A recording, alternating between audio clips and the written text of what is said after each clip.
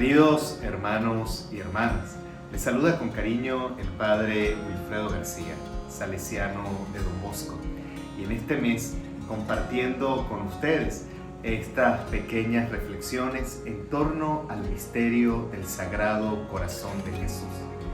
Nos alegramos al poder encontrarnos nuevamente en este espacio y le damos gracias a Dios por esta nueva oportunidad.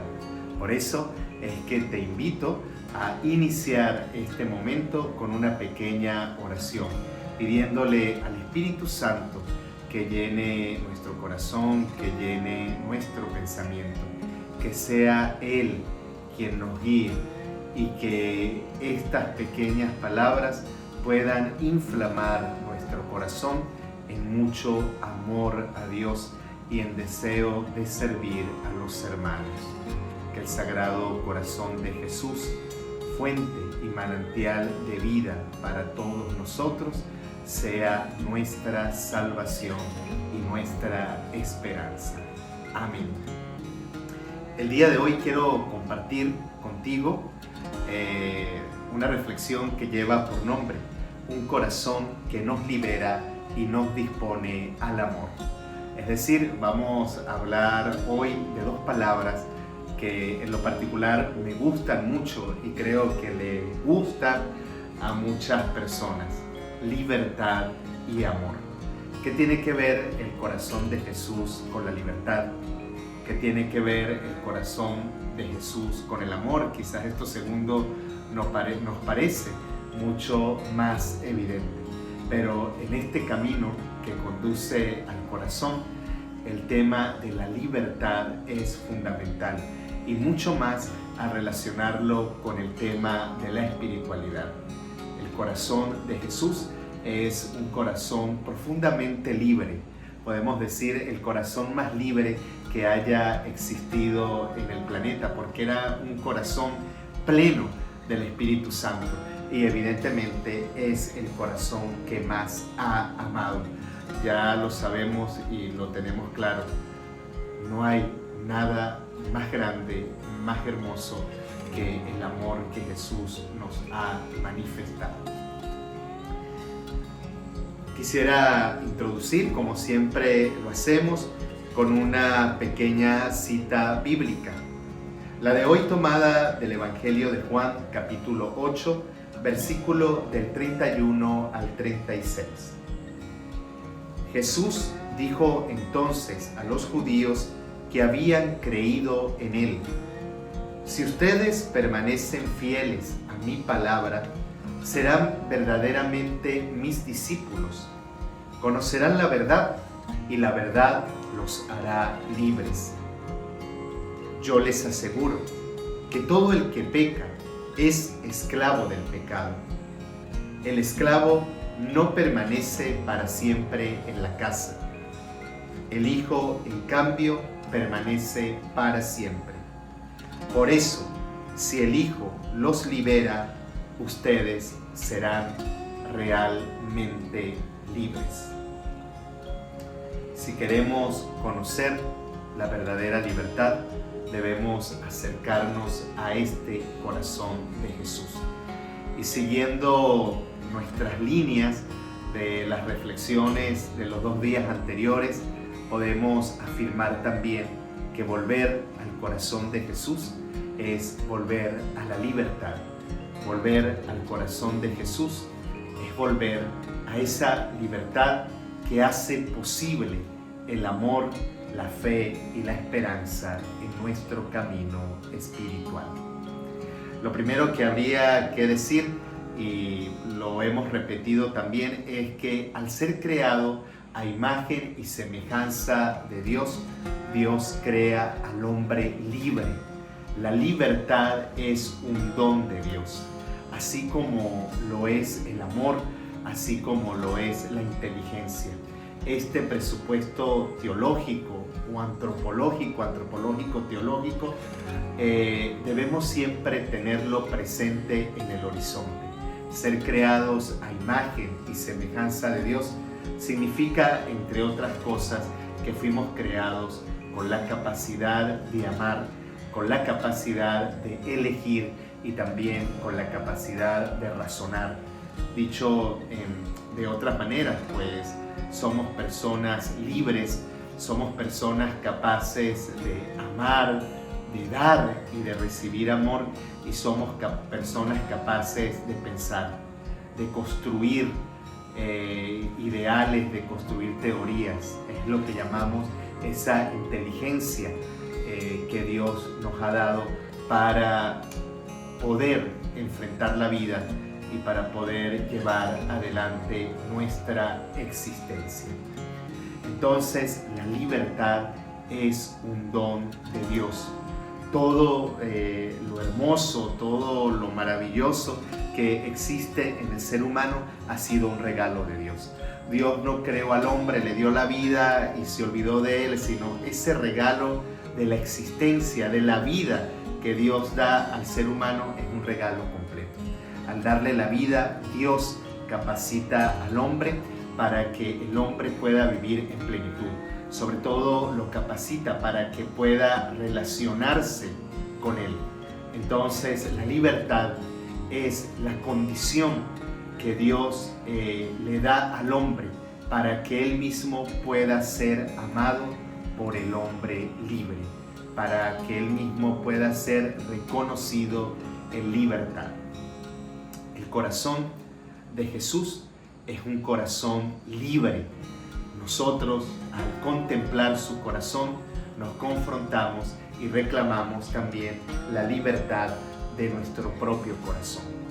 En la Sagrada Escritura, desde el Antiguo Testamento y el Nuevo Testamento, podemos encontrar interesantes reflexiones sobre la libertad. La primera de ellas, y quizás la más importante, es que Dios se autorrevela como el Dios liberador. La primera concepción que tiene el pueblo de Israel sobre Dios es que Dios es el que lo ha liberado. Y de esa concepción nace la idea fuerte del Dios creador. El Dios que nos ha liberado es el Dios que nos ha creado. Dios, como vemos en el libro del Éxodo, se manifiesta a su pueblo para sacarlo del yugo opresor al cual lo tenía encadenado Faraón y todo su ejército. Por eso Dios escucha los gemidos, los gritos de dolor de su pueblo y elige a Moisés para llevar adelante su gran obra de liberación. La liberación entonces también es la condición previa a la alianza. El Dios que libera a Israel es el Dios que lo ha creado, el Dios que lo ama y que lo necesita libre para poder comunicarse con Él. En el Nuevo Testamento, Jesús también se presenta como el gran liberador del ser humano. La predicación del Evangelio, el perdón de los pecados, la predicación del reino de Dios tiene como objetivo la libertad genuina del ser humano. Nosotros podemos leer al inicio del Evangelio de Lucas estas palabras que el autor coloca en las bocas de Jesús, citando al profeta Isaías. El Espíritu del Señor está sobre mí, porque me ha consagrado por la unción. Él me envió a llevar la buena noticia a los pobres, a anunciar la liberación a los cautivos y la vista a los ciegos, a dar libertad a los oprimidos y a proclamar un año de gracia del Señor. En estas palabras, Jesús nos deja claro cuál es su misión. Él quiere liberarnos. Él se autorrevela también como el gran liberador, mostrando así una continuidad entre el Antiguo Testamento y el Nuevo Testamento. Dios fue quien liberó a su pueblo. Jesús libera al hombre y lo sigue liberando cada día más. Que todos necesitamos ser liberados es una realidad evidente, porque de alguna u otra forma todos estamos estamos atados. De alguna u otra forma, todos estamos encadenados. La primera cadena que tenemos, por supuesto, es la cadena del pecado. El pecado que nos oprime y nos roba la libertad. Pero también hay otras situaciones que nos encadenan. Muchas veces estamos apegados a personas, a lugares, a cosas materiales. Nuestro corazón se siente encadenado por preocupaciones, por angustias, por situaciones que lo van oprimiendo cada día y no lo dejan disfrutar precisamente de esa libertad que Jesús quiere ofrecernos. En las palabras que leímos al inicio, conocerán la verdad y la verdad los hará libres. Jesús coloca como causante de la libertad del hombre precisamente el conocimiento de la verdad. Y la verdad para nosotros está recogida, está concentrada en su palabra. Nuestro corazón humano también es un corazón sediento de la verdad. Jesús mismo también se ha autorrevelado como la verdad. Yo soy el camino, la verdad y la vida. Cuando nosotros nos acercamos a este corazón de Jesús, podemos encontrar en Él la verdad plena y podemos encontrar en Él la fuente de toda liberación.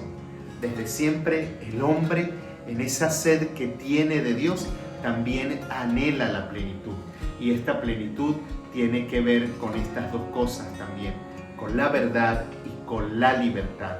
El hombre desea conocer la verdad que puede llenar su corazón y la verdad que lo puede liberar. Ambas están presentes en el corazón de Jesús. Acercarse a este corazón de Jesús, volver al corazón de Jesús, es encontrar la verdad.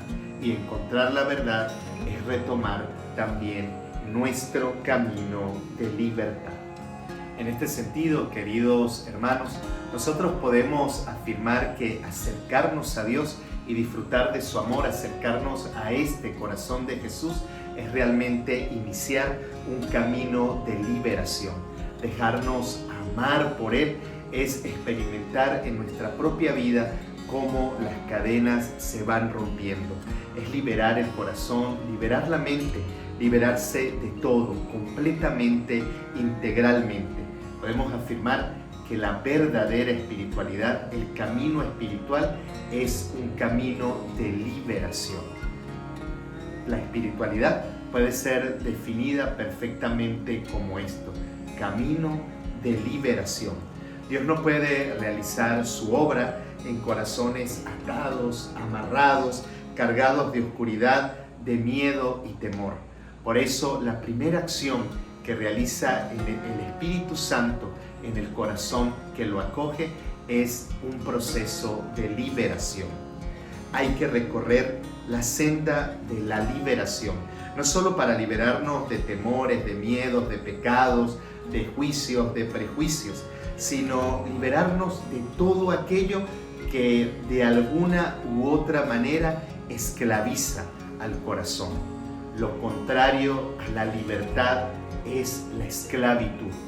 Y Dios no es un Dios a favor de la esclavitud. Todo lo que esclaviza al hombre, todo lo que ata al ser humano, es algo que está en contra de la voluntad de Dios. Dios no quiere corazones atados. Dios quiere corazones liberados. La palabra libertad en este sentido espiritual o el camino de liberación tiene que ver entonces mucho con la palabra conversión. La conversión no sería otra cosa sino el proceso por medio del cual el corazón se va liberando de todo aquello que lo ata y que no lo hace estar disponible para Dios. Fíjense entonces que, dicho de otra manera, el corazón disponible a Dios es el corazón que es realmente libre. El corazón de Jesús siempre estuvo disponible a Dios porque fue un corazón libre. Libre, tan libre para acoger la voluntad del Padre en su propia vida y entregarla como salvación por cada uno de nosotros. A veces nosotros sufrimos lo indecible o vivimos en constantes amarguras, en constantes preocupaciones, porque hacemos todo lo contrario. Es decir, no buscamos liberar, sino que buscamos atar constantemente. ¿Y por qué? Porque necesitamos cosas que nos den seguridad en el camino y no colocamos nuestra seguridad, no colocamos nuestra mirada en aquel que es la única seguridad que podemos tener y que nos exige precisamente la libertad.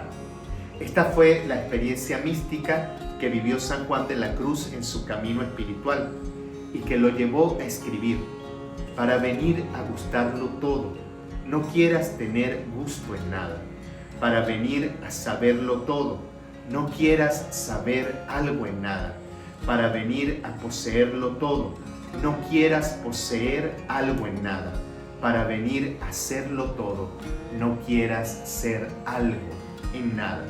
Y explica: cuando el alma ha quitado los impedimentos y los ve del todo, quedándose en pura desnudez y pobreza de espíritu, se transforma en la sencilla y pura sabiduría que es el Hijo de Dios. Y es que aquí, cuando insisto en esto del corazón libre, lo estoy diciendo de una manera muy radical. Necesitamos desatar, necesitamos despojar, necesitamos liberar nuestro corazón para que esta obra del Espíritu Santo, del Espíritu de Dios, para que la espiritualidad pueda acontecer realmente en nosotros. Fue un poco la experiencia de Moisés. Cuando Dios llama a Moisés en aquella escena de la zarza ardiendo y Moisés se va acercando, el mismo Dios le dice: quítate las sandalias, porque el suelo que estás pisando es sagrado. A mí me gusta comprender esta frase o esta petición de Dios también como un mandato para todos nosotros. Quítate las sandalias, descálzate. Significa desatar, significa liberarnos de todo aquello que no nos deja tener un contacto real y profundo con lo sagrado. Cuando nosotros iniciamos este camino espiritual, estamos entrando en un terreno sagrado y por lo tanto necesitamos despojarnos incluso de aquello que nos puede brindar cierta seguridad, nuestros propios pensamientos, nuestras propias razones, muchas veces construidas y edificadas a base de argumentos humanos muy limitados. Si hay algo que tiene el Espíritu Santo es precisamente que nos ayuda a desbaratar todo lo que hemos construido para poder comprender la novedad de la cual Él quiere llenarnos. Desatar, ser libres, en el fondo, también significa no estar tan seguros de nada.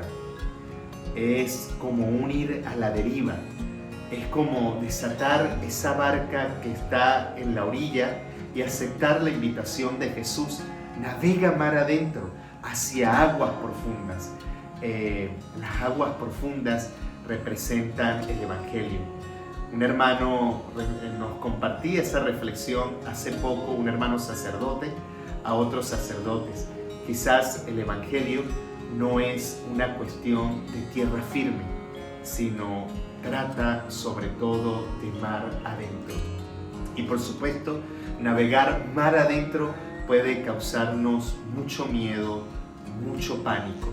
Quedar a la deriva en medio del mar no es una experiencia fácil, pero quizás es un signo de libertad evangélico, sobre todo cuando cambiamos esa expresión, quedar a la deriva, por la expresión quedar bajo la ley del Espíritu Santo.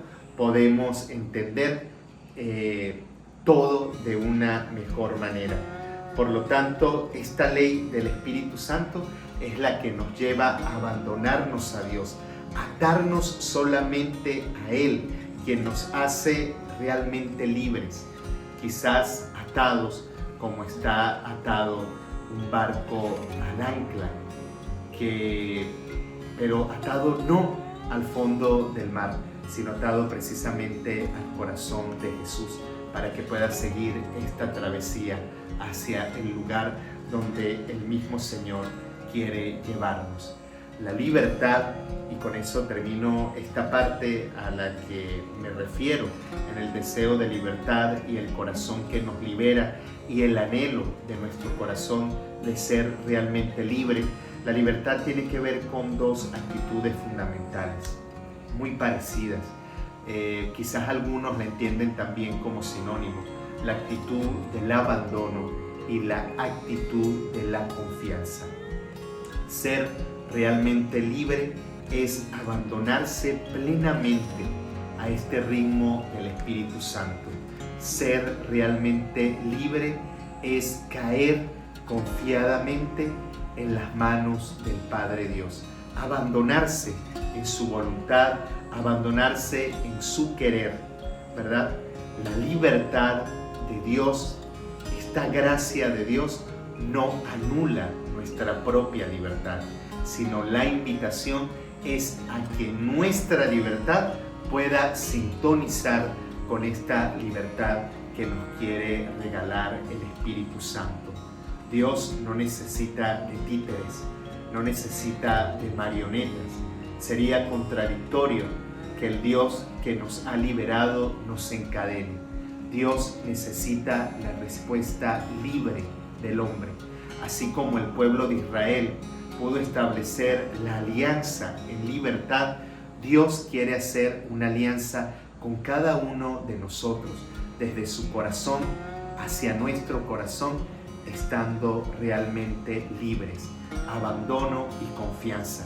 Y la confianza es uno de los rasgos más característicos de la devoción del Sagrado Corazón de Jesús. No repetimos constantemente la ejaculatoria: Sagrado Corazón de Jesús, en ti confío, y como confío en ti, Señor, mi libertad es plenamente tuya. Nosotros también podemos comprender la fuerza liberadora que existe en el Evangelio. En estas reflexiones tenemos bien claro que para conocer el corazón de Jesús, lo principal es volver la mirada sobre el Evangelio. En él encontramos palabras, hechos que nos van descubriendo cómo es precisamente ese corazón de Jesús. El mismo Jesús lo dijo: de lo que abunda en el corazón del hombre habla la boca. Y en el Señor no solamente fueron sus palabras, sino también fueron todas sus acciones. Hay un episodio del Evangelio que ya también lo hemos citado en varias oportunidades. Aquella escena descrita en el cuarto Evangelio, en el Evangelio de Juan, el encuentro de Jesús con la mujer samaritana. Lo podemos entender como una verdadera historia de liberación. A veces pensamos que las únicas liberaciones son aquellas donde se nos narra que Jesús liberó a los oprimidos por el demonio o por espíritus inmundos. También la liberación tiene que ver con el renacer del alma, tiene que ver con el renacer del corazón. A veces nuestro corazón está cargado de muchas preocupaciones. A veces nuestro corazón viene cargado por historias del pasado, y que crean en nosotros situaciones de dolor. Algunos las llaman heridas, y esas heridas tienen que ser sanadas, tienen que ser curadas. A veces llevamos en nuestro corazón el peso de nuestro propio pecado. Llevamos nuestras luchas cotidianas, nuestras batallas, el deseo quizás de ser personas más coherentes con el amor de Dios. y también podemos llevar muchas confusiones. Llevamos muchas interrogantes porque no podemos ver de una forma clara todo lo que sucede en nuestra vida. No tenemos herramientas suficientes para poder interpretarlas. Entonces necesitamos la ayuda del Espíritu Santo, la ayuda de Jesús de Nazaret. Y esto también debe ser comprendido como un acto de liberación. Allí en Sicar, en el pozo de Jacob, Jesús se encuentra con una mujer que viene cargada con su historia, que viene cargada con el peso de la vida. Una mujer que tiene sed, como lo decíamos en el encuentro pasado. Y Jesús también tiene sed de su corazón, también tiene sed de su alma. Esa mujer que viene cargando un cántaro, y ese cántaro representa su historia de dolor. Al encontrarse con Jesús, Jesús inicia un diálogo con ella, que podemos entenderlo como un diálogo de liberación y como un diálogo de sanación. La mujer confía en las palabras de Jesús. Sabemos que al principio se resistió porque la liberación no es fácil. Desatar el corazón no es fácil. Romper las cadenas no es fácil. Siempre colocamos resistencias, quizás porque tenemos miedo a lo desconocido, y el Espíritu Santo a veces, aunque hablemos mucho de Él, puede ser el gran desconocido de nuestra vida, el gran desconocido de nuestra historia. Pero Jesús, con paciencia y como respuesta a la sed que tiene de ese corazón, va guiando a esta mujer. Y esta mujer va cediendo ante la acción de la gracia, ante la acción de su amor, ante la mirada de este hombre que la mira de una manera distinta a como la habían mirado los demás hombres en su vida, a como la habían mirado las demás personas. La mirada de Jesús entra en lo profundo de su corazón y ella confía en Él. Su sed comienza a ser saciada. Y este corazón que venía triste, apagado, encadenado, se enciende en fuego. Ella confía en las palabras de este Señor que no solamente sana su historia, que no solamente sana su pasado, sino que también rompe cadenas y parámetros de la propia cultura, de las propias creencias e incluso de la propia manera de comprender la religión y la relación con Dios. Podemos leer en este pasaje estas palabras del Señor. Créeme, mujer, llega la hora en que ni en esta montaña ni en Jerusalén se adorará al Padre. Pero la hora se acerca y ya ha llegado, en que los verdaderos adoradores adorarán al Padre en espíritu y en verdad, porque esos son los adoradores que quiere el Padre. Dios es espíritu, y los que lo adoran deben hacerlo en espíritu y en verdad. En estas palabras no se representa un huracán de liberación por parte de Jesús. Nuestra fe, nuestra relación con Él no se limita a nuestros propios códigos de tradiciones, a nuestros propios códigos de entender la religión. Muchas veces una religión, en vez de liberar, puede encadenar. Si nuestra fe católica, cristiana, nos encadena, entonces no la estamos viviendo de una manera adecuada. Nuestra verdadera fe cristiana, nuestra religión, es la religión de la liberación, porque Jesús es el gran liberador de los corazones y nos ha enseñado que Dios necesita adoradores en espíritu y en verdad. La gran adoración que espera el Padre de nosotros nace de un corazón libre, no de un corazón atado. Esta mujer de Samaria nos puede representar a cada uno de nosotros. El soplo del Espíritu entra en ella, su corazón se enciende y deja su cántaro. Es liberada y ahora lleva dentro de sí la fuerza de aquel manantial, no del pozo, del manantial que encontró en el brocal del pozo, de Jesús de Nazaret, la fuente de la vida y de su corazón que rompe todas nuestras cadenas. Al confiar en Jesús, ella recibe la gran liberación. En la encíclica Dilexis Nos, el Papa Francisco nos recuerda que contemplando el corazón de Cristo, Teresa de Lisieux entiende que solo hay una vía para el abandono pleno, para la verdadera libertad del alma, y esa vía es la confianza. Dice la santa, tan querida por el Papa Francisco: mi camino es todo un camino de confianza y amor, y no comprendo a las almas que tienen miedo de tan tierno amigo. Veo que basta con reconocer la propia nada y abandonarse como un niño en los brazos de Dios. Ella comprendió que a Dios se llegaba mucho mejor por la vía del corazón.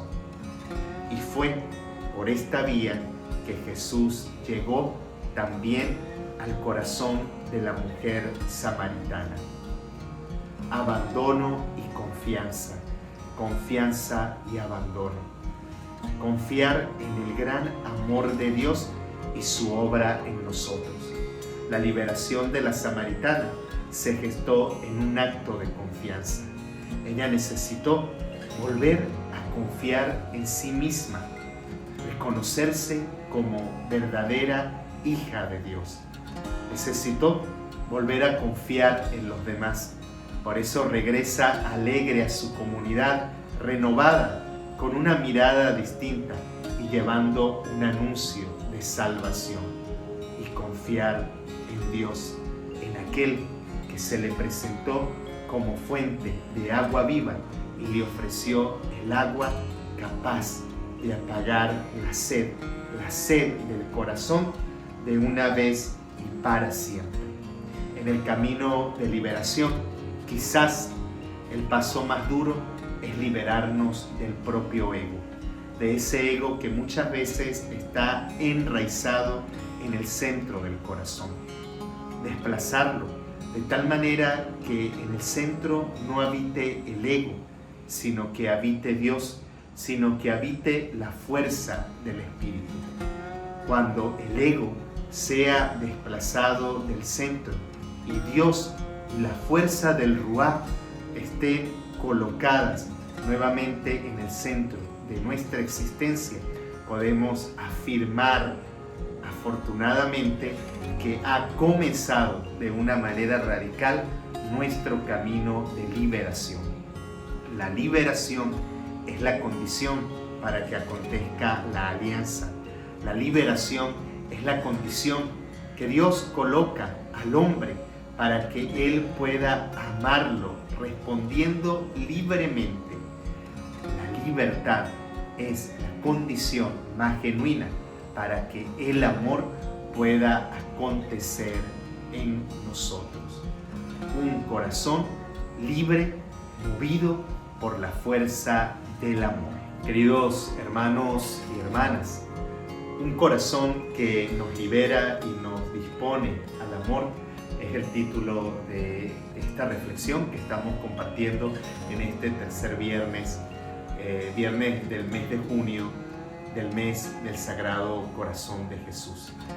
Y con esta reflexión te quiero motivar a que puedas profundizar estos temas en mi libro Camino al Corazón, y también que puedas descubrir el inmenso tesoro que nos dejó el Papa Francisco en su encíclica Dilexis Nos sobre el amor humano y divino del corazón de Jesús.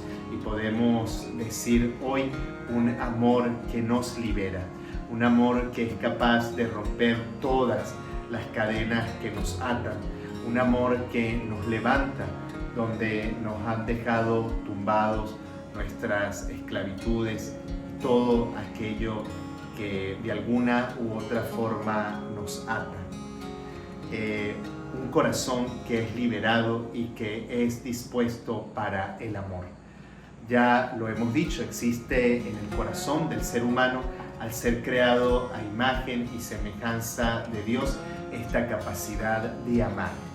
Y la espiritualidad como camino de liberación también debe ser entendida sobre todo y sustancialmente como el ejercicio de amar. Y al hablar de espiritualidad cristiana, nosotros afirmamos el ejercicio de amar al estilo de Jesús de Nazaret. Nosotros estamos llamados a vivir esta dimensión del amor de una manera muy concreta. Nuestro amor es el amor del Evangelio, es un amor al estilo de Jesús de Nazaret. Podríamos reflexionar y estar hablando durante muchas horas sobre qué es el amor y qué podemos entender nosotros por amor. El amor, quizás la palabra más usada y más explotada por el ser humano y que puede comprenderse de mil maneras. Si hacemos una entrevista a varias personas preguntándoles qué es el amor, seguramente podemos obtener muchas respuestas tan variadas como sea la cantidad de personas a las que le hacemos esta pregunta. Pero si hay algo que hay que decir y que es muy claro, es que la palabra amor es la palabra más evangélica y más cristiana de todas. Repito, la palabra amor es la palabra más evangélica y más cristiana de todas. En el verbo amar es cierto que se resume todo el evangelio. En amar se resume toda la ley. Ya lo indicó el mismo Jesús, lo indicó San Pablo y también lo indica San Juan en su primera carta. Dios se ha autorrevelado él mismo como amor. Leemos en la primera carta de Juan, en el capítulo 4, Dios es amor. Amémonos los unos a los otros porque Dios es amor. Recordemos también en el Evangelio de Juan este mandato del Señor. Ámense los unos a los otros como yo los he amado. En esto reconocerán que son mis discípulos. San Pablo también habla sobre el amor. Es muy conocido este himno al amor en la primera carta a los Corintios, capítulo 13, donde San Pablo expresa claramente: sin amor no soy nada. El amor lo es todo. Nuestra religión cristiana católica, nuestra fe es la fe del amor. Nuestra religión es la religión del amor. Por eso, al volver al corazón de Jesús, estamos volviendo a lo más genuino y a lo más esencial. La palabra amor es la palabra más importante y más grande del cristianismo. Y es el legado que como cristianos tenemos que dar a la humanidad. No podemos reducir el amor solo a una experiencia sentimental o reducirlo a una experiencia racional. El amor, aunque es el más noble de todos los sentimientos, va mucho más allá de un sentimiento, sino que reclama precisamente un compromiso y una entrega. De hecho, si pudiéramos comparar el amor con otro valor, yo creo que solamente es comparable con el valor supremo, y este es la vida. El valor de la vida y el valor del amor son los dos valores más importantes que como humanos debemos profesar, y más aún como cristianos.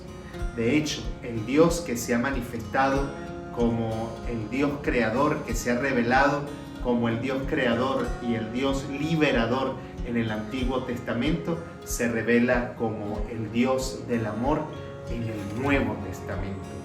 De hecho, Dios crea al ser humano como un acto de amor libre de su voluntad. La obra de la creación se justifica a partir del amor. El amor es lo que hace posible la creación. Toda la obra de creación no es más sino un acto de amor de Dios. Por eso también podemos afirmar que al crearnos, el mismo Dios nos está salvando, porque la salvación no es más sino la concreción de ese primer amor manifestado en la creación. Estas fueron las palabras que Jesús le dijo a Nicodemo, ¿no? Tanto amó Dios al mundo que envió a su único Hijo para que este mundo que Él había creado fuese también salvado por Él. En la encíclica Fratelli Tutti, el Papa Francisco, al referirse al amor, cita la conocidísima parábola del buen samaritano. Y es curioso que lo haga con esta parábola, donde nos recuerda el sentido profundo del amor cristiano. Amar significa tender la mano a aquel con que no necesita de nuestra ayuda y de nuestro auxilio. Allí donde hay un cristiano, no puede darse el lujo de pasar de largo, no puede darse el lujo de ser indiferente, de ser indolente ante las situaciones de nuestros hermanos que yacen a la orilla del camino, de aquellos que se encuentran en las orillas de la vida, en las periferias existenciales. El buen samaritano es el ícono ideal para comprender el amor cristiano, el amor que nos ha enseñado Jesús de Nazaret. De hecho, Jesús se presenta como el buen samaritano por excelencia. Él es quien nos levanta, quien sana nuestras heridas, quien nos carga sobre sus hombros como el buen pastor que nos cuida, que nos ama, que nos protege. Quisiera terminar este encuentro de hoy como lo he hecho con los dos anteriores, con un pequeño cuento, una pequeña historia que me parece hermosísima y que nos puede servir para compartir nuestra reflexión final o nuestra reflexión de serie. De cierre, esta historia se llama El Escondite y aquí se las comparto. Cuentan que una vez se reunieron en un lugar de la tierra todos los sentimientos y cualidades de los hombres. Cuando el aburrimiento había bostezado por tercera vez, la locura, como siempre tan loca, propuso: vamos a jugar al escondite. La intriga levantó la ceja intrigada y la curiosidad, sin poder contenerse, preguntó: ¿al escondite? ¿Y cómo es eso? Es un juego, explicó la locura, en que yo me tapo los ojos y cuento de 1 hasta 1.000.000, mientras ustedes se esconden. Cuando yo haya terminado de contar, al primero de ustedes que encuentre ocupará mi lugar para continuar el juego, pero antes debo encontrarlos a todos. El entusiasmo bailó, secundado por la euforia. La alegría dio tantos saltos que terminó por convencer a la duda e incluso a la apatía, a la que nunca le interesaba nada. Pero no todos quisieron participar. La verdad prefirió no esconderse. ¿Para qué? Si al final siempre la hallaban. La soberbia opinó que era un juego muy tonto. En el fondo, lo que le molestaba era que la idea no hubiese sido suya. La cobardía prefirió no arriesgarse. 1, 2, 3. Comenzó a contar la locura. La primera en esconderse fue la pereza, que como siempre se dejó caer tras la primera piedra del camino. La fe subió al cielo. La envidia se escondió tras la sombra del triunfo, que con su esfuerzo había logrado subir a la copa del árbol más alto. La generosidad casi no alcanzaba a esconderse. Cada sitio que hallaba le parecía maravilloso para cada uno de sus amigos. Que si un lago cristalino, ideal para la belleza. Que si la rendija hecha en un árbol, perfecto para la timidez. Que si el vuelo de una mariposa, lo mejor para la voluptuosidad. Que si una ráfaga de viento, magnífico para la libertad. Así que terminó acurrucándose en un rayito de sol. El egoísmo, en cambio, encontró un sitio muy bueno desde el principio, ventilado, fresco, cómodo, pero solo para él. La mentira se escondió en el fondo del océano. Mentira, en realidad se escondió detrás del arco iris. Y la pasión y el deseo en el centro de los volcanes. El olvido, se me olvidó dónde se escondió, pero eso no importa. Cuando la locura contaba 999.999, el amor aún no había encontrado sitio para esconderse, pues todo lo encontraba ocupado, hasta que divisó un rosal y enternecido decidió esconderse entre sus rosas.